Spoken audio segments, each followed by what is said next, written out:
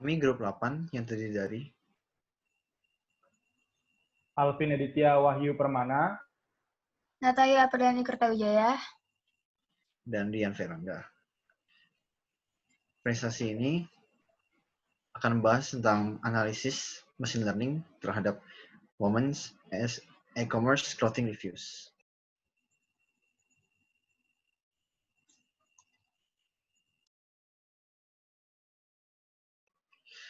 Women's e-commerce clothing reviews merupakan dataset yang terdiri dari 23.000 review pelanggan dan terhadap produk pakaian. Tujuan dari dataset ini itu untuk dianalisis persepsi dan penerimaan konsumen pada produk yang dibuat oleh perusahaan.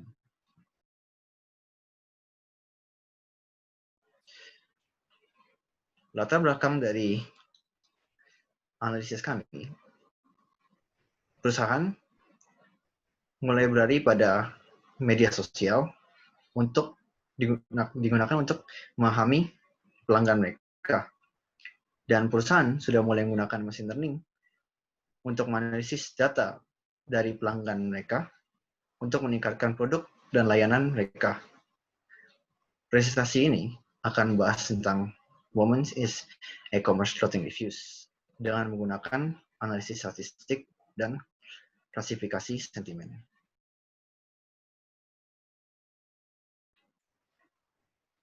Tujuan untuk menganalisis persepsi dan penerimaan pelanggan pada produk pakaian, mengklasifikasikan produk berdasarkan peringkat dan klasifikasi, menentukan opini positif dan negatif dengan metode multinomial naive Bayes classifier, dan prediksi jumlah klaster yang optimal dan menampilkan visualisasi klaster.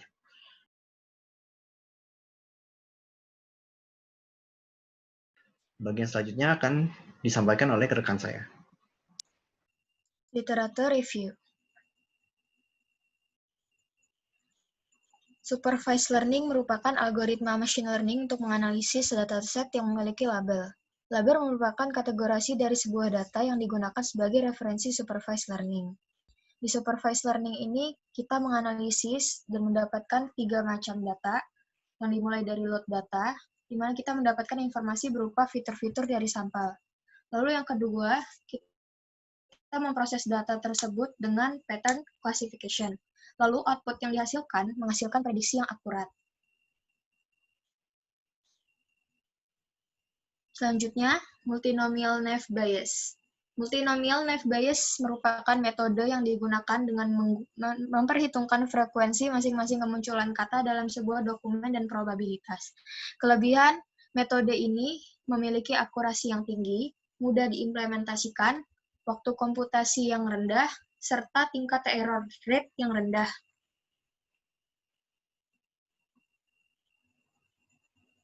Selanjutnya, Natural Language Processing atau NLP. NLP merupakan salah satu bidang ilmu komputer dari kecerdasan buatan dan bahasa linguistik yang berkaitan dengan interaksi antara komputer dan bahasa alami manusia. NLP membuat mesin mengerti dan memahami makna bahasa manusia, lalu memberikan respon yang sesuai. NLP memiliki 2 aplikasi yang dasar, yaitu text-based dan dialog-based.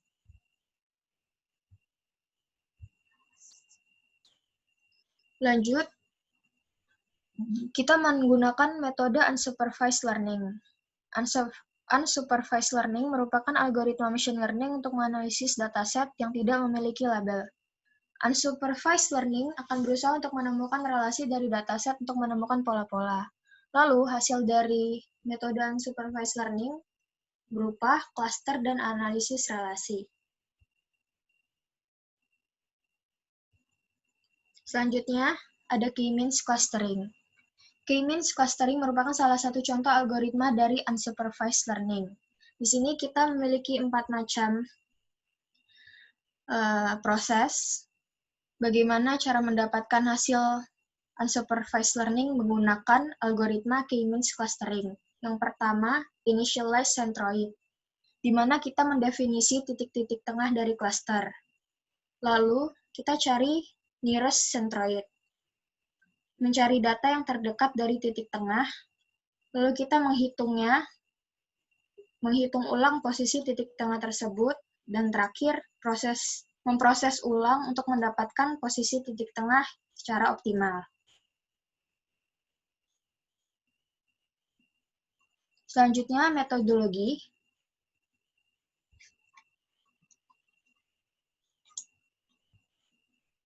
Jadi diagram ini merupakan proses pengerjaan yang kami lakukan.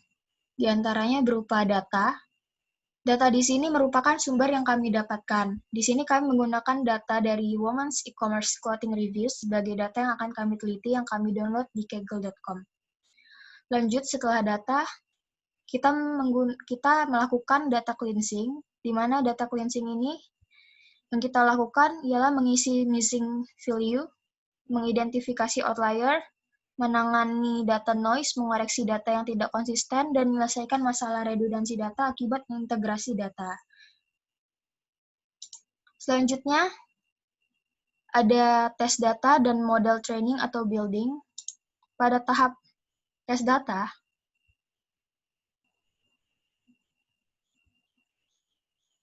di tahap tes data kita mengetes data-data yang sudah diberikan. Lalu selanjutnya model training atau building.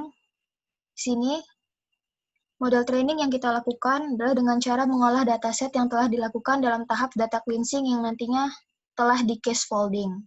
Lalu setelah itu, ada istilah vectorization.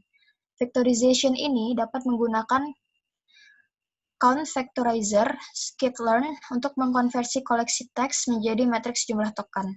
Kita dapat membayangkan matriks yang dihasilkan ini sebagai matriks 2D, di mana setiap baris adalah kata yang unik dan setiap kolom adalah merupakan ulasan. Model training ini menggunakan metode multinomial naive Bayes. Lalu model testing. Di sini kita menguji model yang sudah di-training untuk mendapatkan akurasi yang dibutuhkan. Untuk testing menggunakan multinomial naive Bayes, karena menurut kita metode itu merupakan metode yang tepat untuk dilakukan pengujian tersebut. Selanjutnya, setelah tahap model testing, akan memberikan hasil dan prediction serta prediction menggunakan data. Next. Selanjutnya materi akan disampaikan oleh rekan saya. Oke, pada kali ini saya akan membahas result dan analisis.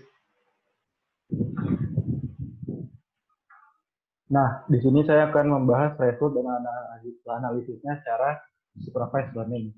Di mana-mana pertama kita ada namanya data cleanser. Yang pertama, mengkonvert daftar-daftar menjadi teks. Yang kedua, menghapus tanda baca, angka, dan mengembalikan daftar kata. Yang ketiga, menghapus semua kata henti dari teks. Yang keempat, menghapus karakter yang panjangnya kurang dari 2. Selanjutnya, menghapus kata, dan yang terakhir adalah menghitung distribusi frekuensi. Nah, di sini ada istilah yang namanya EDA. EDA itu adalah exploratory data analysis. Dalam statistik, EDA adalah aplikasi untuk menganalisis set data untuk meringkas karakteristik utama mereka. Seringkali dengan disebut metode visual. Yang sebenarnya metode statistikal dapat digunakan atau tidak, tetapi terutama EDA adalah untuk mencari apa yang data dapat katakan kepada kita di luar pemodelan formal atau tugas pengujian hipotesis. Nah, di sini EDA-nya terbagi menjadi 4. Yang pertama di sini adalah penemuan tren. Di sini dapat kita lihat yang pertama itu ada visual data yang menjelaskan pada usia 30-40, wanita lebih suka memberikan review yang paling banyak memberikan rating. Jadi di sini ada rating 1-5, dalam kisaran umur 30-40, itu yang paling memberikan banyak rating. Selanjutnya, yang sebelah kanannya, dari data di bawah ini, kita dapat menyimpulkan bahwa wanita dengan umur 30-40 banyak memberikan review dan yang paling disukai adalah bidang dress dan knit. Nah, jadi kita juga bisa lihat di sini ada diagram ya. Di sini tuh yang paling banyak disukai itu dalam review ini tuh dress dan knit. Oke, yang kedua di part kedua ada korelasi data. Apa sih korelasi data? Korelasi data itu, nah kita bisa lihat dalam gambar di samping kiri ini, dalam peta korelasi di samping menunjukkan bahwa tidak ada banyak korelasi di antara kolom, seperti contohnya kolom review length dan positive feedback, sedikit korelasi. Seiring dengan bertambahnya usia, review length menurun. Ya, itu bisa kita lihat ya dari kolom review length dan positive feedback-nya. Nah, yang ketiga ini adalah meninjau panjang teks.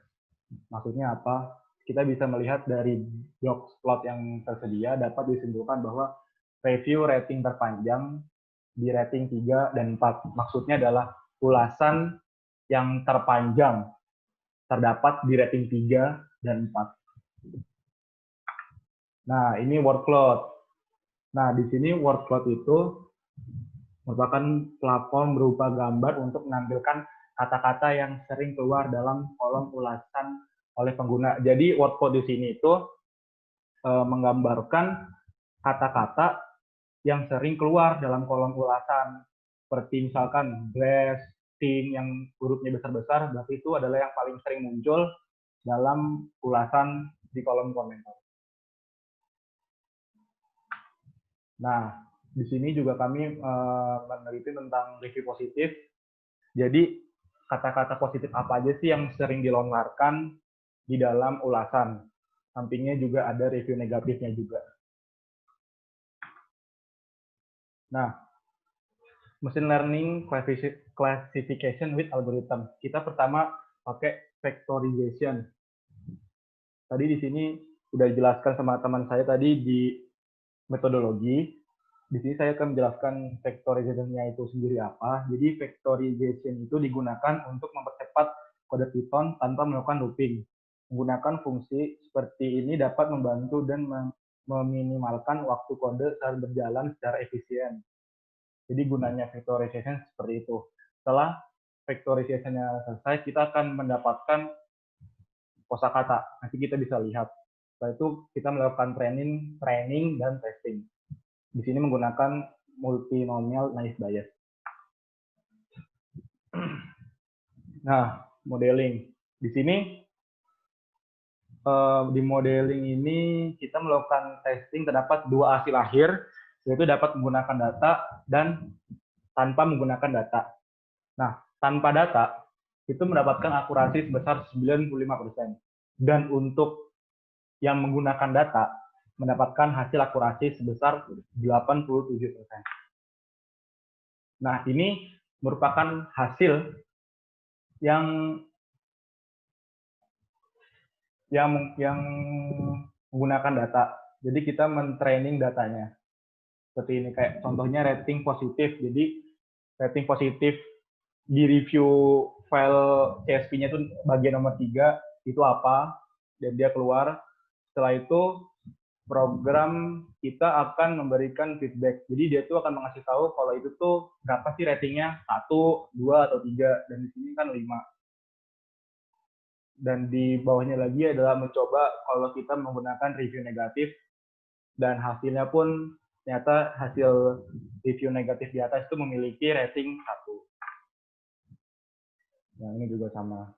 Jadi hasilnya adalah program kita tuh bisa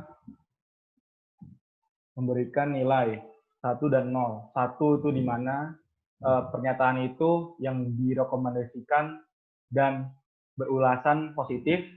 Baliknya kalau dia mengeluarkan hasil 0 atau false, dia itu yang positif, review positif, dan tidak direkomendasikan. Oke, untuk ini akan dilanjutkan oleh rekan saya. Unsupervised learning. Jadi, awal dari metode unsupervised learning itu dengan mengambil data yang sudah dibersihkan atau cleanse data. Dan untuk mempermudah kami mengambil datanya dari metode supervised learning. Next. Setelah kami mendapat cleanse data, kami perlu mencari optimal cluster count. Dan untuk mencari optimal cluster count, kita buat sebuah elbow curve atau diagram elbow.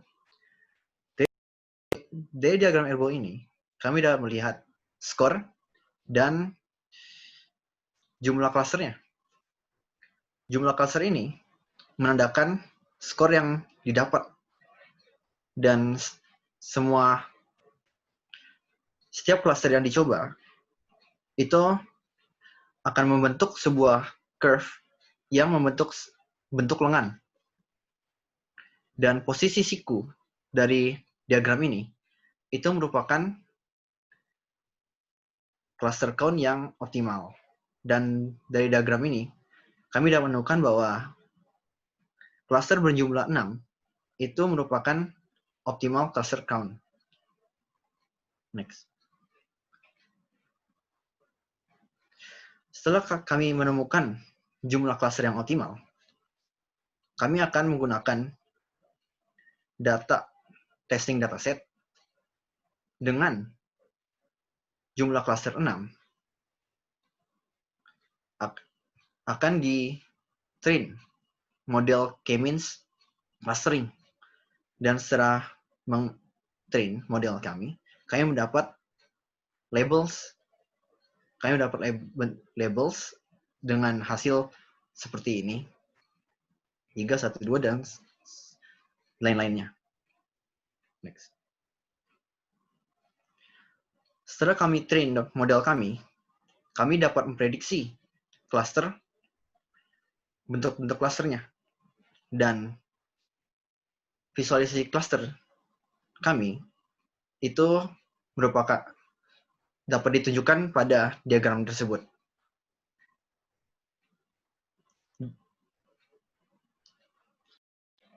Seksi selanjutnya akan disampaikan oleh rekan saya.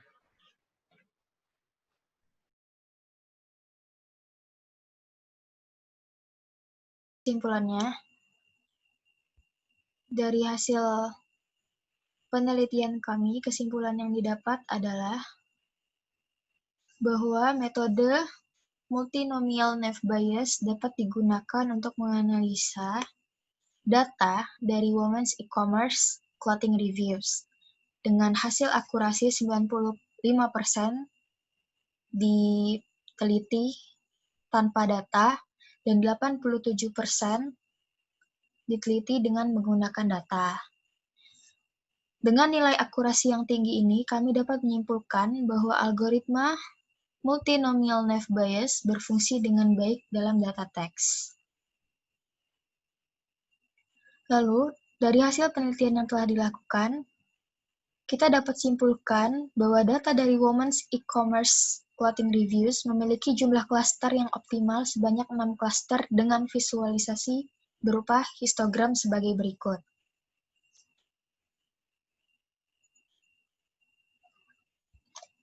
Sekian presentasi dari kelompok kami. Terima kasih.